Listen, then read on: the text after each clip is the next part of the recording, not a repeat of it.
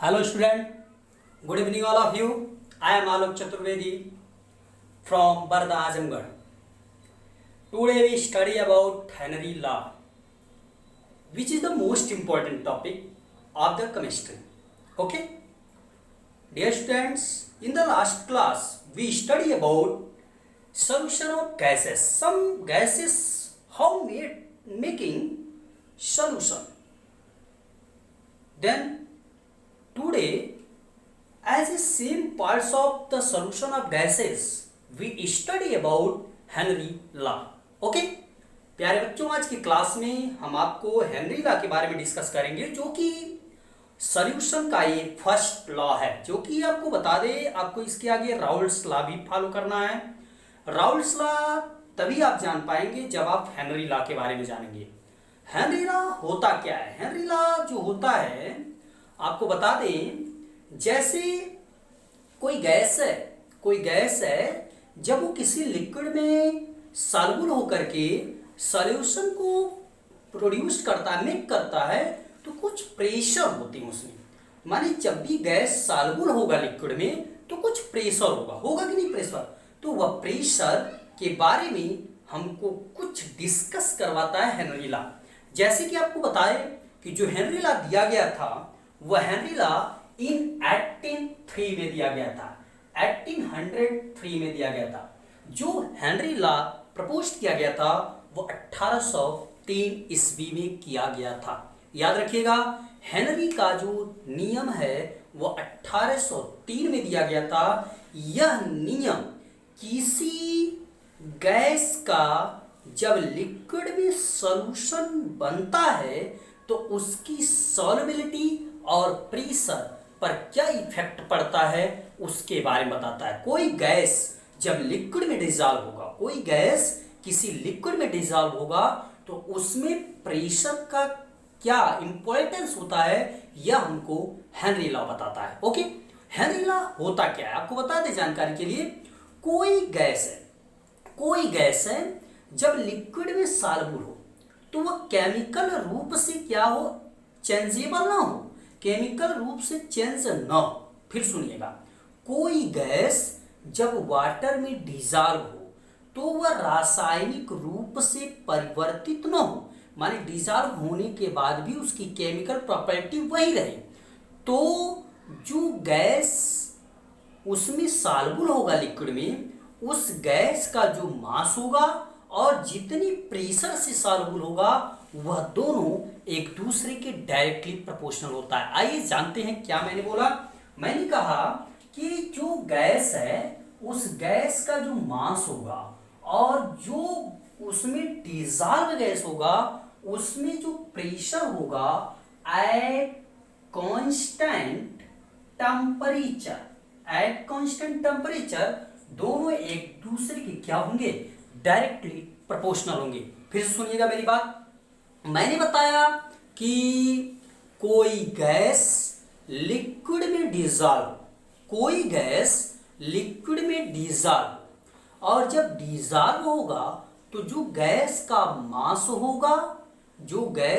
मास होगा और जो मास के साथ साथ गैस सॉल्युबल होने का प्रेशर होगा, वह दोनों एक दूसरे के डायरेक्टली प्रोपोर्शनल होते हैं. वह भी कब? जब टेम्परेचर कांस्टेंट होता है, ताप स्थिर होता है. ओके, जैसे मैंने कहा, कोई गैस जब किसी द्रव में घुलित हो और रासायनिक रूप से अपरिवर्तित हो, तो जो गैस का द्रव्यमान होता है वह प्रेशर के डायरेक्टली प्रोपोर्शनल होता है. माने आपको याद रखना है कि जो घुलित गैस का मास होगा वह साम्यावस्था पर at equilibrium at constant temperature gas के प्रेशर के क्या होगा, डायरेक्टली प्रोपोर्शनल होता है. फिर सुनिए, कोई गैस है किसी लिक्विड में डिसॉल्व हो रहा है. जब लिक्विड में डिसॉल्व होता है तो जो गैस का मास होगा और जो गैस का प्रेशर होगा, दोनों एक दूसरे के क्या होंगे, डायरेक्टली प्रोपोर्शनल होते हैं. हाँ, अगर मोल प्रभाज्य पे आधारित इसकी डेफिनेशन देते हैं, मोल फ्रैक्शन पर आधारित इसकी डेफिनेशन देते हैं, तो जो गैस का प्रेशर होता है वह मोल फ्रैक्शन की भी डायरेक्टली प्रोपोर्शनल होता है एट कांस्टेंट टेम्परेचर। मैंने कहा यहाँ हेनरी कांस्टेंट लेते हैं जिसको आप के एच से फाइंड करते हैं, अर्थात जो हेनरी लॉ होता है मोल फ्रैक्शन की फॉर्म में वह होगा P directly proportional mole fraction. माने जो गैस का प्रेशर होगा वह जो सॉल्यूशन होगा उसके मोल फ्रैक्शन की डायरेक्टली प्रोपोर्शनल होता है। मैंने आपको लास्ट क्लास में मोल फ्रैक्शन के बारे में डिस्कस किया है, आप मोल फ्रैक्शन को फिर से रिवाइज कर लीजिएगा।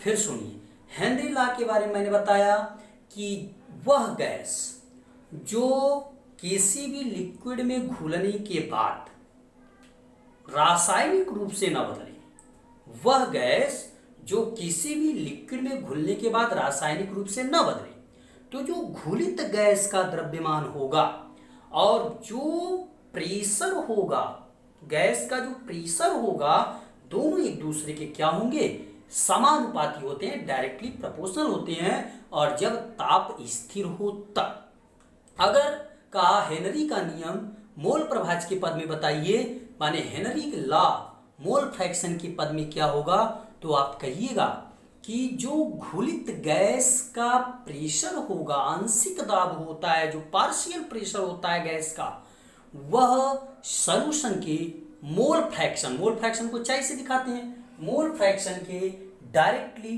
प्रोपोर्शनल होता है। मैंने यहाँ क्या किया, प्रोपोर्शनल हटा लिया, कांस्टेंट के एच ले लिया जिसको हेनरी कांस्टेंट कहते हैं, अर्थात P = KH × X।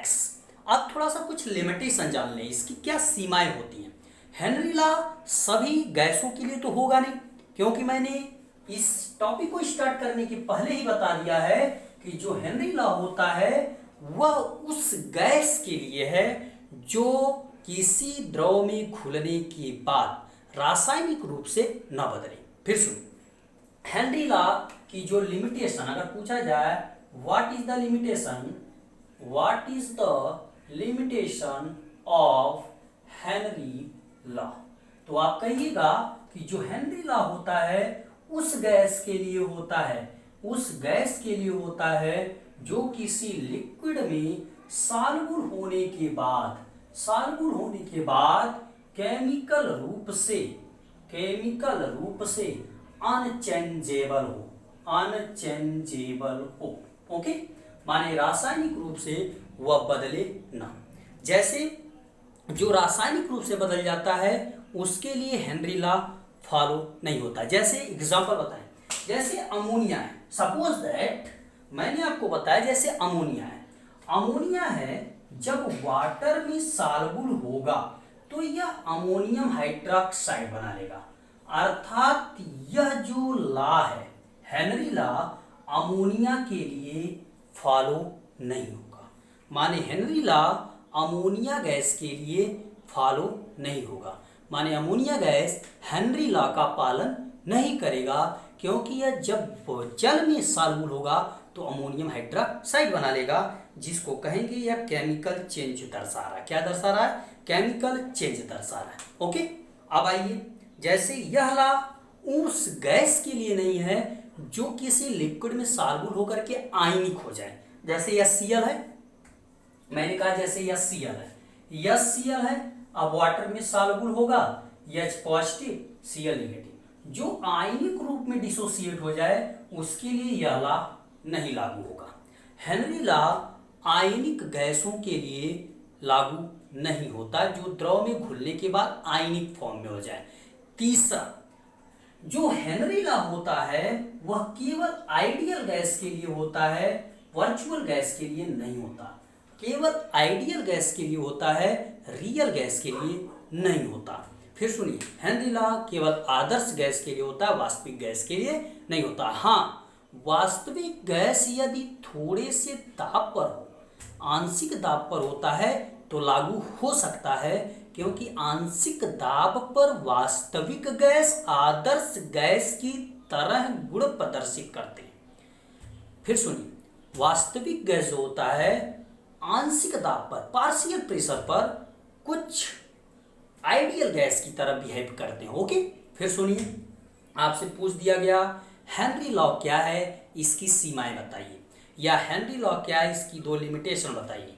तो आप कहिएगा पहला लॉ तो मैंने बता दिया, यम प्रोपोर्शनल पी, माने जो घुलित गैस का द्रव्यमान होगा, जो घुलित गैस के दाब की क्या होगा, समानुपाती होगा जब ताप स्थिर रहे और गैस रासायनिक रूप से अपरिवर्तित रहे।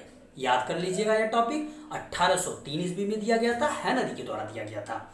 दूसरा मैंने कहा अगर मोल फ्रैक्शन के पद में पूछा जाए तो आप कहिएगा जो आंशिक दाब होता है मोल फ्रैक्शन के डायरेक्टली प्रोपोर्शनल होता है स्थिर ताप पर, जब गैस क्या हो, अनचेंजेबल हो, केमिकल रूप से क्या हो, अनचेंजेबल हो।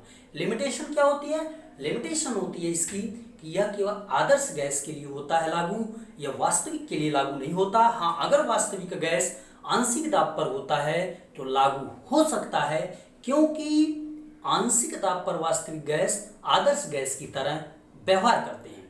इसके बाद मैंने कहा दूसरा कि यह गैस उन गैसों के लिए नहीं है जो किसी भी लिक्विड में सॉल्युबल होने के बाद चेंज हो जाए, जैसे अमोनिया वाटर में सॉल्युबल होने के बाद अमोनियम हाइड्रोक्साइड बना लेता है, इसलिए यह अमोनिया जो होता है हेनरी लॉ का फॉलो नहीं करता, माने हेनरी लॉ का पालन नहीं करता। इसके बाद मैंने बताया क्योंकि अमोनियम हाइड्रोक्साइड बनेगा। तीसरा HCl जो है वह भी हेनरी लॉ का पालन नहीं करेगा, कारण होता है कि यह आयनिक हो जाता है, चेंज हो जाता है, H+Cl-। ओके, तो प्यारे बच्चों आने वाले क्लास में हम आपको इसको रिवाइज कर लीजिएगा, आपको इसी बेस पर राउल्ट्स लॉ पढ़ाएंगे जो कि मोस्ट इंपॉर्टेंट टॉपिक है। राउल्ट्स लॉ तब पढ़ाएंगे जब आपको आइडियल और नॉन आइडियल सॉल्यूशन पता होगा। चैनल से बने रहिएगा और हम आपको फिर से रिवाइज करेंगे। फिलहाल आप इसको एक बार अपने से भी रिवाइज कर लीजिएगा। थैंक्स।